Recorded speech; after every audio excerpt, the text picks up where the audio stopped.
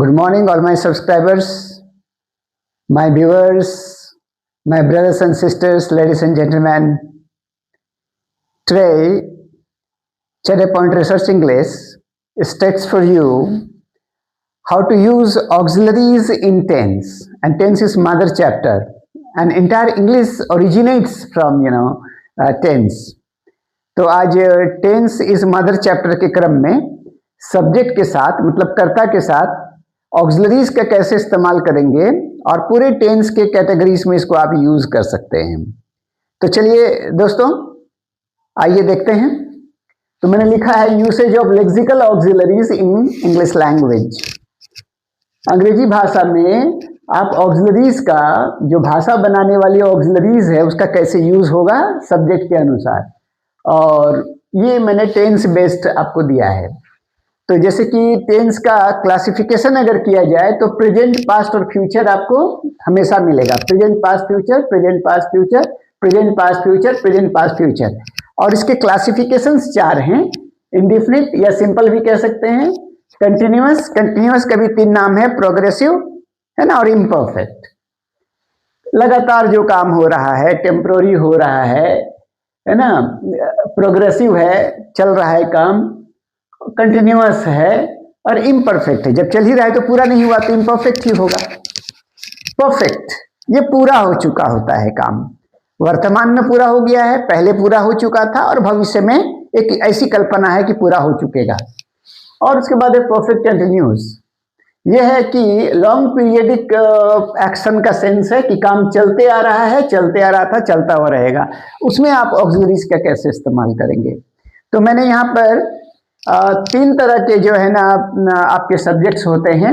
जैसे first person है आपका स्पीकर, है ना, फर्स्ट पर्सन।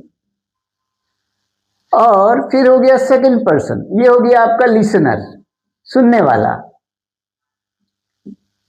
और ये है आपका थर्ड पर्सन जिसको हम लोग कहते हैं एजेंडा, है ना। ये जो थर्ड पर्सन है ये है आपका एजेंडा, एजेंडा जिसके बारे बात किया जाए, चाहे वो वस्तु हो, आदमी हो, जानवर हो, ब्रह्मांड हो, भगवान हो, कुछ भी हो।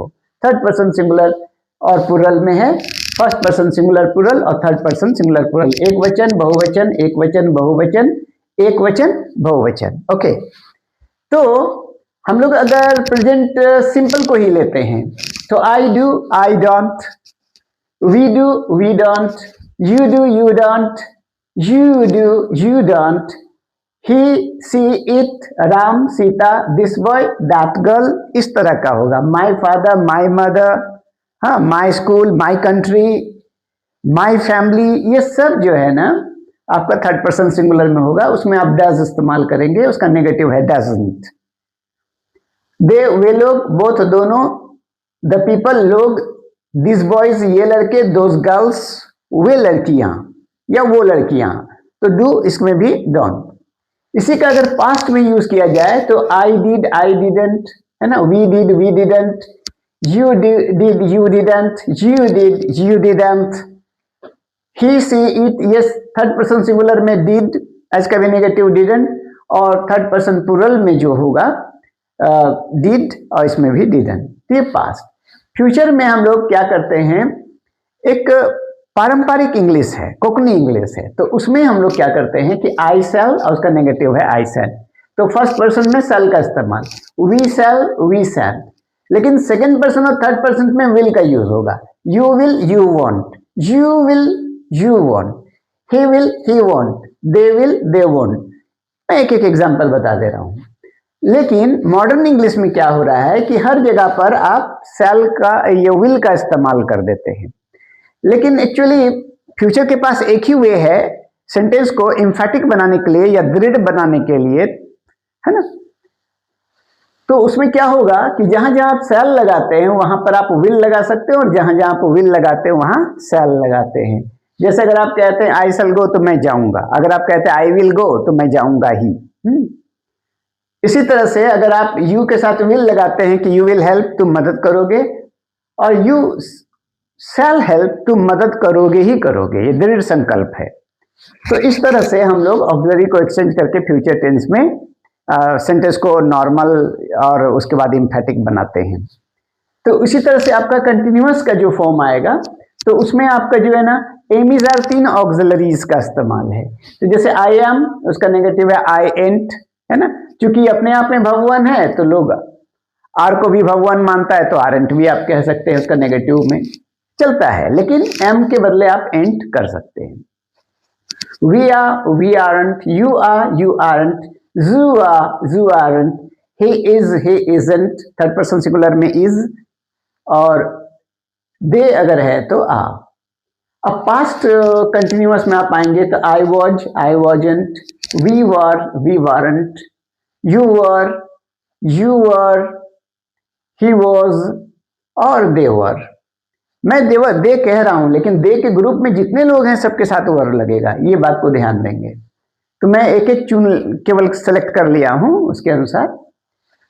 अब आप फ्यूचर प्रोग्रेसिव या फ्यूचर कंटिन्यूअस में जब आप आएंगे तो I shall be, I shan't be, we shall be, we shan't be, you will be, you won't be, you will be, you won't be, he will be, he won't be, they will be, they won't B.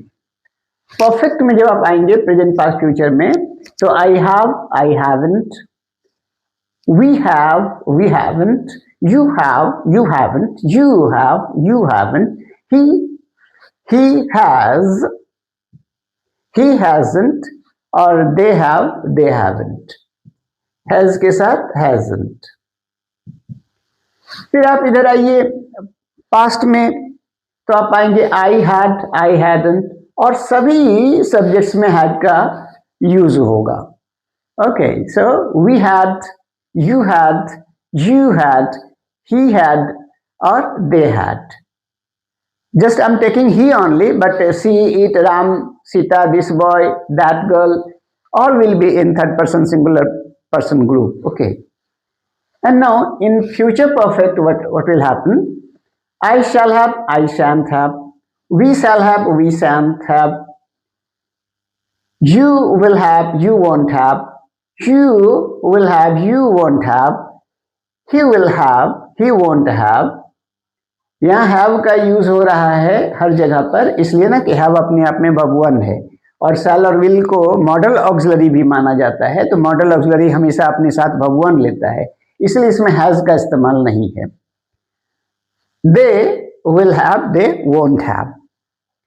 फिर अब आइए perfect continuous में जो एक periodic sense को बनाती है, तो प्रेजेंट पास्ट फ्यूचर इसमें भी है। तो प्रेजेंट में क्या है? आई हैव बीन, इसका नेगेटिव अगर करना है तो आई हैवंट बीन, क्योंकि हैव इसका एक्टिव ऑक्सिलरी है और बीन पैसिव ऑक्सिलरी है, तो haven't been. We have been, we haven't been, you have been, you haven't been, you have been, you haven't been, और he has been, he hasn't been, they have been, they haven't been। Past में आइएगा तो had been, और every हर जगह पर had been का ही इस्तेमाल होगा पास्ट परफेक्ट में।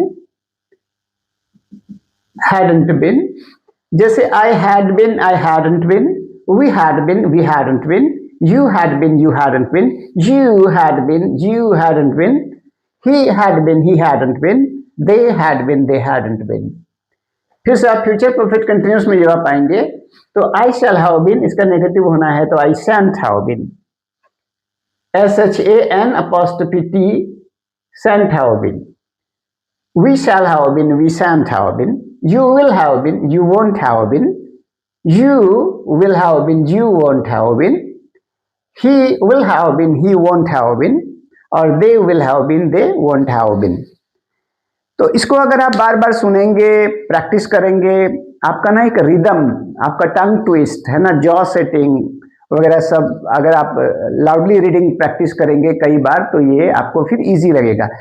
आप कुछ भी चीज शुरू में करते हैं ना तो वो रफ होता है, तो नहीं, एक कहावत है कि स्मूथ कैसे होगा कि करत करत अभ्यास के जड़मती हो सुजान, रसरी आवत जाते सिल पर परत निशान।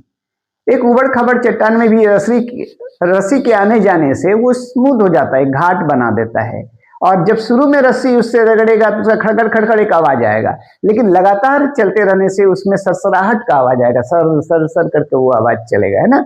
तो आपके भी जो है ना टंग ट्विस्ट जो होगा जॉ सेटिंग जो होगा और ओरल प्रैक्टिस यदि आप करेंगे तो with your practice you can feel convenient in the beginning few days you will feel rough don't worry continue practice it will be smooth one day you will and you know practice makes man perfect आप जो है ना जब practice करेंगे ना तो perfect तो बनेंगे ही आप यूनिक भी बन सकते हैं ओके पहले आप अपने जैसा हो जाइए फिर अंग्रेज जैसा होइएगा है ना तो पहले अपने जड़ को मजबूत करिए तो सुनने के लिए देखने के लिए लाइक करने के लिए सब्सक्राइब करने के लिए आप सभी को धन्यवाद